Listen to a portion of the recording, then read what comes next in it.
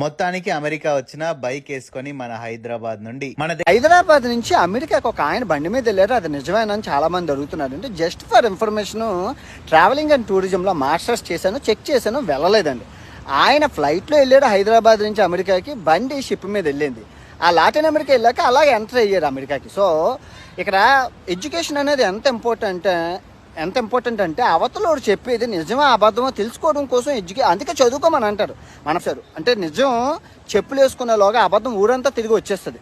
So నిజంగా వెళ్తే ఒక ట్రావెలింగ్ యూట్యూబర్గా నేనే అప్రిషియేషన్ చేస్తాను. ఎందుకు చేశారంటే ఫేమస్ కోసం. ఎవరైనా ఫేమస్ కోసం ఇలా స్టంట్లు చేస్తారు. ఒక లంజోడుకు నేను అమెరికా బండి మీద పోలేదు, షిప్ చేసిపోయినా ఫ్లైట్ లో బండి పంపించిన రీల్ చేసిండు. నాకు ఒకళ్ళు పంపించారు ఆ రీల్.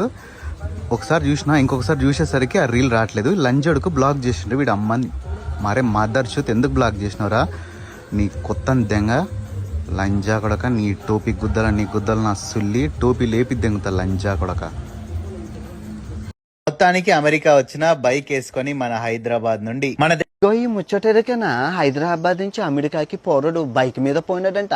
ఆవిడ సనిగా ఎట్లా పోయినవరా? ఏ ఊకన్నా అవలాగాలు చేసిన బండి షిప్లో పోయింది, నేను ఫ్లైట్లో పోయినా. మరి 45 దేశాలు తిరిగినానంటివి 2 సంవత్సరాల కష్టం. ఒక లంజోడుకు నేను అమెరికా బండి మీద పోలేదు, షిప్ చేసిపోయినా ఫ్లైట్ లో బండి పంపించిన అని చెప్పేసి రీల్ చేసిండు. నాకు ఒకళ్ళు పంపించారు ఆ రీల్. ఒకసారి చూసినా ఇంకొకసారి చూసేసరికి ఆ రీల్ రావట్లేదు. లంజోడుకు బ్లాక్ చేసిండు వీడు. అమ్మని మరే మదర్ చూత్ ఎందుకు బ్లాక్ చేసినవరా?